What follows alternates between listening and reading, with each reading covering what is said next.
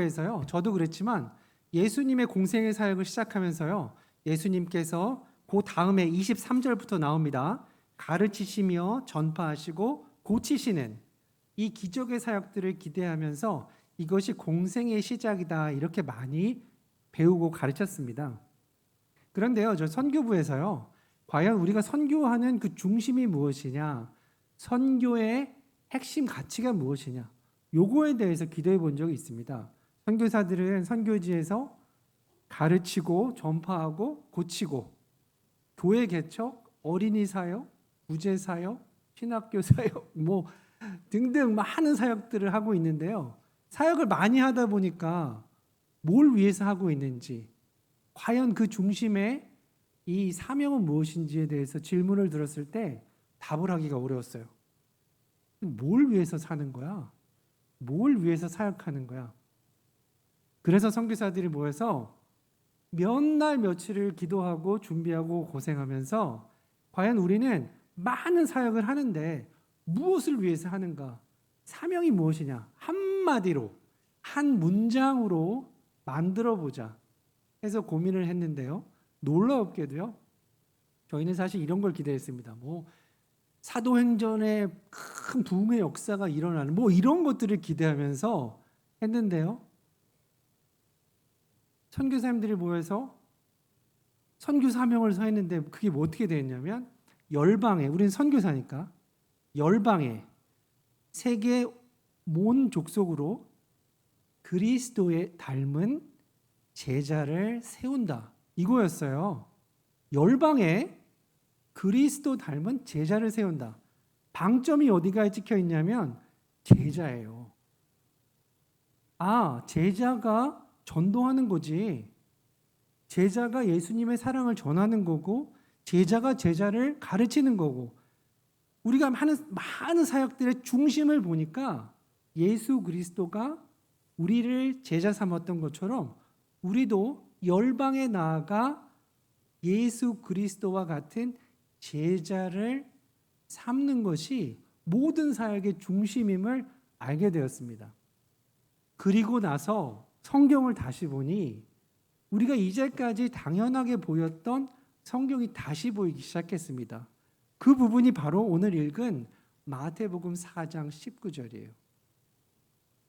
우리는 예수님께서 갈릴리 해변을 다니시다가 제자를 척 발견합니다. 그 제자가 누구냐면 베드로라 하는 시몬과 그의 형제 안드레예요.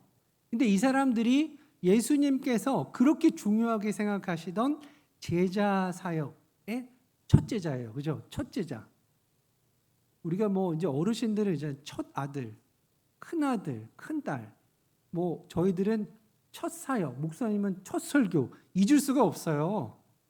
그 첫사랑이라는 것이 예수님께서도 분명히 제자 사역을 그렇게 중심으로 강조하셨다면 이 첫 제자를 부르실 때의 생각과 기도와 준비가 남다르셨을 거라고 저는 생각했습니다. 그런데 이 제자들이 과연 그렇게 첫 제자와 같은 능력이 있었는지 이게 의심이 가는 거예요. 보십시오. 그 제자가 어떤 제자들인지. 자, 바다에 금을 던지는 것을 보시니 그들은 어부라. 이 갈릴리 해변이니까 바다에 금을 던지는 제자들이니까 그 어부예요. 아니 뭔가 좀 특별한 어부였으면 하는 마음이 있잖아요. 첫 제자인데 예수 그리스도의 사역을 감당할 첫 제자인데 좀 특별했으면 좋겠는데 아무리 훑어봐도 그들은 특별한 어부라, 능력 있는 어부라, 부자 어부라, 뭐 힘 있는 어부라, 뭐라도 한마디 여기 그들은 어부라 사이에 뭔가 넣어주셨으면 아 그래서 이 사람들을 불렀겠다 이렇게 우리가 생각할 텐데 이게 너무나 문장이요. 금을 던지는 것을 보시니 그들은 어부라. 하나 내놓을 게 없는 어부인 거예요. 이 본문을 보면서 이 예수님께서 부르신 첫 제자가 왜 이렇게 너무 평범한가 하고 한동안 생각했습니다. 저희가 선교사들이요, 선교지에서 보면 좀 특별한 제자들이 나오기를 늘 기대합니다. 뭐 미얀마에 조용기 목사님과 같은 제자 한 명만 주십시오. 막 이렇게 기도한 적도 있어요. 성령에 물타서 뭐 기도하면 막 수천 명, 수만 명이 한꺼번에 예수님께 돌아오는 이런 기적의 역사를 주시옵소서. 이런 제자 주시옵소서. 신학교에서 가르칠 때도요. 딱 첫 수업 들어가면 저렇게 눈을 딱 똑바로 뜨고 선생님 말씀을 딱 듣는 이런 학생들 축복합니다. 저런 학생들이 누가 없나 이렇게 바라보던 것이 인간적인 생각이었습니다. 그 눈으로 성경을 보는데 이 성경이 마음에 안 들어요. 그 첫 제자를 부르시는데 그 첫 제자가 좀 똑똑한 제자라거나 무슨 제자여야 되는데 그들은 어부라. 끝. 그런데요, 이 문장에서 놀라운 비밀을 발견하게 됩니다. 예수님께서는 그냥 제자를 부르신 거예요. 똑똑한 제자를 부르신 게 아니라 그냥 평범한 제자를 일부러 부르신 거예요. 일부러. 그 대답이요. 어디 있냐면 고린도전서 1장 27절에 사도 바울이 정확하게 짚고 있습니다. 제가 읽어드릴게요. 27절에 이렇게 나옵니다. 하나님께서 세상에 미련한 것들을 택하사 지혜 있는 자들을 부끄럽게 하려 하시고 세상에 약한 것들을 택하사 강한 것들을 부끄럽게 하려 하시며 28절이 더 신랄합니다. 하나님께서 세상에 천한 것들과 멸시받는 것들과 없는 것들을 택하사 있는 것들을 폐하려 하시나니. 아멘. 이 고린도전서 1장 20절을 읽고 나니까 예수님께서 그냥 아무나 부르신 게 아니라는 것을 알게 됩니다. 예수님께서는요, 일부러 능력 없고 보잘것 없고 가진 것 없는, 여기 어린이들 혹시 1등 하는 친구 있어요? 반에서? 학교에서 1등 하거나 뭐 이렇게 종교회장 이런 거? 미안해. 나 이 얘기 하려고 그랬어. 종교회장은 안 부르실 거야. 이렇게 얘기하려고 그랬는데. 종교회장도 부르셔요. 1등도 부르시고. 하지만 하나님께서 원하시는 건 우리의 능력이 아닌 그리스도의 능력이 드러나기를 원하시는 것을 저희는 이 문장에서, 이 성경 구절에서 배우기까지 참 오래 걸렸습니다. 선교지에서요, 사역하다 보면 파워포인트 좀 올려주실래요?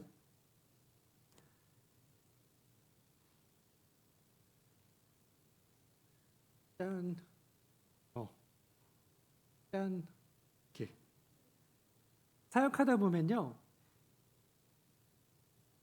지금 본문에서 고린도전서 1장 27절에서 읽은 것처럼 세상의 부족한 것과 어리석은 것과 가난한 것들을 일부러 부르시는 예수님의 그 의미를 많이 깨닫게 됩니다.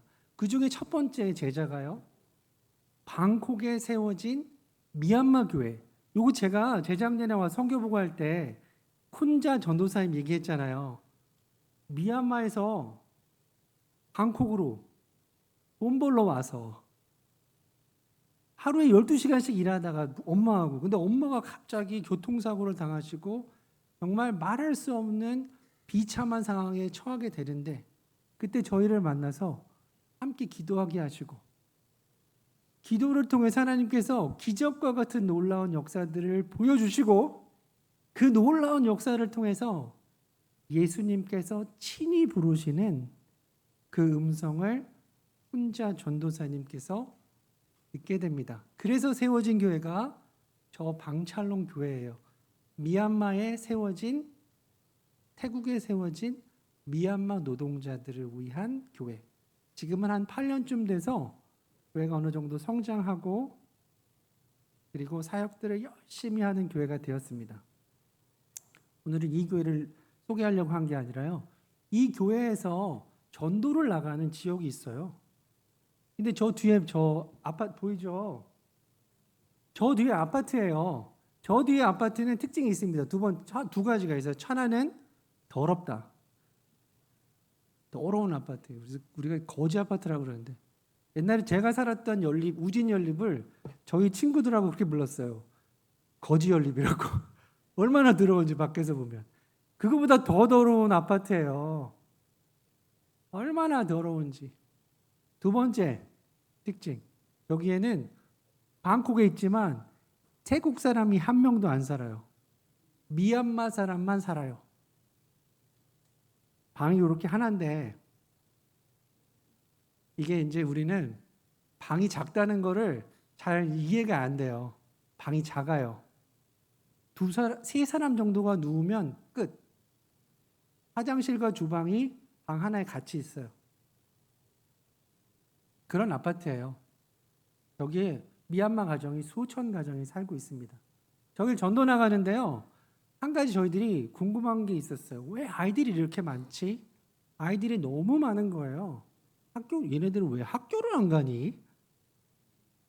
알고 봤더니 이 아이들을 여권도 없고 비자도 없고 심지어는 어떤 아이들은 출생 신고를 못 해가지고 출생 증명이 없어요. 그냥 이 세상에 존재하지 않는 그런 아이들인 거예요. 그러니 당연히 태국에선 학교에 가려고 그러면 출생증명도 내야 되고 주민등록도 내야 되는데 없는 거예요, 아무것도. 그래서 엄마 아빠들이 아침 8시에 일하러 가면 얘네들은 저 아파트 단지 안에서 그냥 구슬치기 하고 노는 거예요. 저 아이들을 위해서 우리가 뭔가 해줄 수 있는 게 없을까? 기도하던 차에 하나님께서 저 아이들 중에 부모님이 우리 아이 좀 맡아달라고 교회에 오는 부모님들이 있었습니다. 한 아이, 두 아이 맡게 되다 보니까 저 아이들이 어느새 27명이나 되었습니다. 처음에는 데려다가요. 밥만 먹이고 그냥 싸우지 않고 다치지 않도록 데리고 있었는데 저 아이들 중에 이탄이라는 아이가 있었어요. 12살 먹은 아이인데요. 이 아이는 똑똑하게 생긴 아이였어요. 근데 가만히 보니까 12살인데 하나, 둘, 1 더하기 2 덧셈을 못하는 거예요. 얘가 바보가 아닌가 처음에는. 그런데 나중에 글을 읽으라 그랬더니 글도 뭐 까막눈인 거예요. 얘가 어떻게 된 거야? 나중에 알아봤더니 얘는 12살 될 때까지 학교를 한 번도 못 가본 아이예요. 그러니까 누군가의 무엇인가를 배워본 적이 전혀 없는 아이. 제가 충격받았습니다. 왜 이럴 수가 있냐. 이게 짐승도 아니고 인간이 인간다운 것은 배워야 되는데. 쿤자 목사님과 저희가 이 아이들을 데려다가 글자도 가르치고 숫자도 가르치기 시작했어요. 지금은 이 아이가 저렇게 열심히 너무 멀어서 공부하는 아이가 되었습니다. 처음에는 이 아이들을 데려다가 그냥 밥만 먹이다가요. 이 아이들에게 공부를 가르쳐야 되겠다. 근데 태국에서는 학교를 할 수 있는 방법이 없었어요. 그런데 미국에서요. 이렇게 조그만 학교를 할 수 있는 프로그램이 생겼습니다. 그래서 저 학교는요. 방콕에 있지만 미얀마 아이들을 가르치지만 미국 커리큘럼을 가져다가 가르치는 학교입니다. 귀엽죠? 지금 저렇게 공부하는 게 영어로 공부를 해요. 얘네들은 방콕에서 미국 유학을 하는 거예요. 부모님들은 잘 몰라요. 이 학교의 위대함을. 저 아이들이 저렇게 해서 고등학교까지 졸업하면 저 교회에서 저 아이들은 미국 유학도 갈 수 있는 아이들이 되는 줄을 저희는 정말 이건 하나님의 기적이다. 이렇게 얘기를 했는데 실상 부모님들은 얼마나 위대한지 잘 모르시더라고요. 어쨌든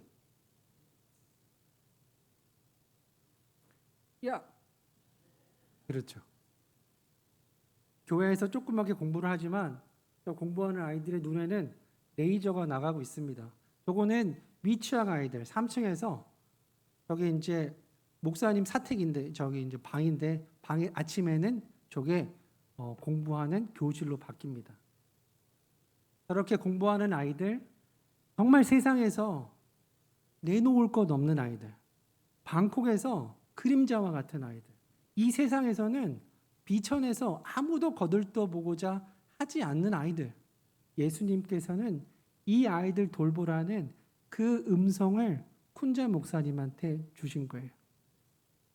처음에는 저 아이들 데려다가 얘네들은 교회를 한 번도 다녀보지 못한 아이들이에요. 크리스마스 때 1월 달부터 시작해서 크리스마스 때 쟤네들 데리고 여기 발표했던 것처럼 찬양도 가르치고 성탄절의 의미도 가르치고, 그래서 부모님들을 초청해서 잔치를 했습니다. 교회 안 다니는 사람 초청하기 진짜 어렵죠. 아니 술집은 이렇게 잘 가는데 왜 교회 오자 그러면 왜 이렇게 안 오는 거야. 미얀마는 불교가 95%, 교회는 가면 죽는 줄 알아요. 그런데 12월 달에 저 아이들 부모님들이 200명이 모여서 함께 예배드리고 기도하고 찬양하는 놀라운 기적의 역사가 일어났습니다. 오늘 이 본문에서요, 예수님께서 주시는 말씀이 분명합니다. 예수님께서는 일부러 똑똑하거나 능력 있거나 힘 있거나 재산이 있는 제자를 부르시지 않으셨어요. 세상에서 버려지고 외면받고 가진 것 없는 사람들을 일부러 부르시는 거예요. 왜냐? 예수 그리스도의 능력으로, 예수님의 성령의 능력으로 이 제자들이 어떻게 변하는지를 보여주고 싶어서.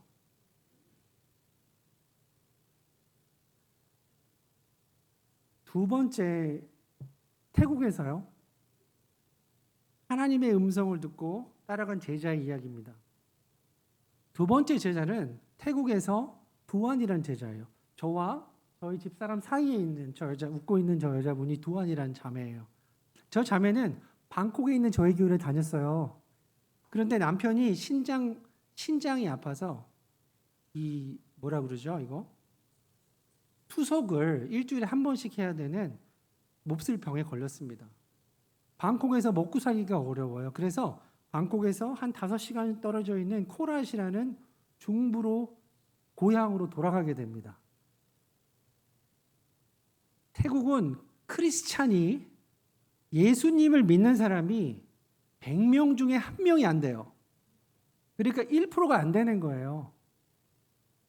도시에도 교회가 찾기가 어려운데 방콕에서 5시간간, 거기는 완전히 시골이거든요. 교회가 없는 거예요. 그래서 이 두안이라는 자매와 딸아이, 남편이 셋이 모여서 가정에서 예배를 드리기 시작했습니다. 예배를 드리다 보니까요, 동네에 아이들이 많이 돌아다니는데 얘네들이 쓸데없이 놀러 다니는 거예요.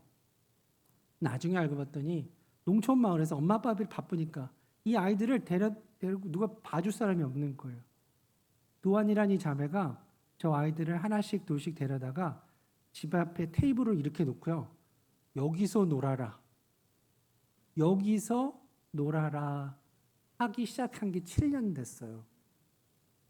처음에는 와가지고 다치지 않으라고 그냥 여기 있어라 했는데, 너 숙제 있어? 숙제 봐주고, 수학 못하면 가르쳐주고, 이러기를 7년. 지금은 한 20 서너 명 정도의 아이들이 매주 저렇게 매일 방과 후에 토요일 날에는 하루 종일 와서 공부도 하고 예수님 말씀도 듣고 찬양도 하는 귀한 아동센터가 되었습니다. 지난 3월 달에 우리 민재가 고등학교를 졸업하려고 그러면 봉사활동을 해야 되는 거예요. 그래서 저 센터에 가서 뭘 할 수 있을까 봤는데 아이들이 공을 보니까 아주 환장을 하는 거예요. 시골에서 뭘 배워본 적이 있어야지. 농구, 축구, 배구, 공을 가져갔는데 애들이 너무, 우리 아들이 뭘 잘하는 건 아닌데 저렇게 공을 손 위에다 딱 돌고 돌리니까 애들이 농구의 신이 나타났다 막. 그래서 이 아이들에게 안전하게 놀 수 있는 운동장을 마련해 줘야 되겠다. 그래가지고 이 아이들과 함께 저렇게 흙도 나르고 그리고 잔디도 깔고 해서 아이들이 다치지 않고 놀 수 있는 잔디구장과 조그만 농구장을 저렇게 만들어주고 왔습니다. 우리 아이들이요, 코란에서 정말 그야말로 농촌 마을에서 부모들이 배운 것도 없고 가진 것도 없고, 그래서 뭘 가르칠지도 모르는 아이들, 그래서 그냥 내 방치된 아이들을 이 두한이라는 자매가 예수님의 음성을 듣고, 뭐 특별한 게 아니에요, 저 아이들을 데려다 예수님의 사랑으로 케어하고 간식도 먹이고, 특별한 게 있습니까? 시골에서 옥수수 삶아 먹이고 감자 삶아 먹이는, 그리고 공부 가르쳐주는 이 사역을 7년째 하고 있습니다. 본문에서요, 우리가 또 배울 수 있는 게 있습니다. 예수님께서요, 제자를, 똑똑하지 않은 제자를 부르셨다고 그러셨죠. 그런데 이 제자가 가지고 있는 특별한 자질이 있습니다. 자, 함께 보십시오. 20절입니다. 그들은 곧 그물을 버려두고 예수를 따르니라. 자, 보십시오. 똑똑하지 못하고 배운 것 없는 제자들. 그런데 이 제자들은 두 가지를 잘했어요. 뭐야? 두 가지 잘한 게 뭐야? 이거잖아. 뭐야? 뭘 잘했어? 다시 읽어줄게. 그들은 곧 그물을 버려두고 예수를 따르니라. 두 가지 잘한 게 뭐예요? 그물을 버려두고 예수를 따랐어요. 아멘. 야, 요집 딸인지 진짜. 이런 아이들이 교회에 꽉 차기를 축복합니다. 예수님께서요, 특별히 똑똑하지 않고 세상에서 버려진 부족한 자들을 부르셨지만 이 제자들에게는 남다른 두 가지의 자질이 있었습니다. 첫 번째는 그물을 버려두고 자기의 것을 내려두고 내 생각과 내가 가지고 있는 것, 내가 잘하는 것 내려놓고 예수님께서 따라오라 하니까 그 길을 따라 나선 거예요. 오늘 함께 들은 이 쿤자 목사님, 그리고 두한 자매, 사실은 보면 정말 가진 것 없고 내놓을 것 없는 비천한 사람들입니다. 어떻게 보면 세상에 성공한 사람들로 보면 크리스찬들이 왜 저렇게 살아야 되나, 저런 게 크리스찬이라면 나는 안 할 거야 라고 생각할 수 있을 만큼 세상에서는 내놓을 수 없는 사람들이에요. 그런데요, 이 제자들이 예수님의 음성 듣고 자기 거 내려놓고 예수님이 오라 한 그 길로 따라가니까 예수님께서는 오늘 보여주신 이 새창조 아동센터의 27명, 그리고 저 선한 마음 아동센터, 여기 23명의 아이들을, 이 한 아이들을 우리에게 사역할 수 있는 기회를 주셨습니다. 이 아이들도요, 그 선생님처럼 그렇게 내놓을 게 없는 아이들이에요. 그런데 저희들은 기도합니다. 얘네들이 내놓을 것 없는 아이들이니까 얘네들은 예수님의 제자가 될 자질이 있는 아이들이에요. 얘네들은요, 대신에 선생님이 하라고 한 것을 따라올 수 있는 아이들이기 때문에 예수님께서 이 아이들을 통하여 정말 놀라운 일들을 행하실 줄로 믿습니다. 저희 동남아시아 아까 5개 나라 지도 보여드렸잖아요. 저는 처음에 미얀마 사역을 시작했다가 동남아시아 5개 나라 목회자를 훈련시키는 사역을 하나님께 주셨다가 지금은 동남아시아 5개, 200개 교회, 한 150명의 목회자들과 함께 사역하는 사역을 주셨습니다. 동남아시아의 5개 나라에 우리가 이렇게 예수님의 제자로 키우는 어린아이들이 600명 정도 있습니다.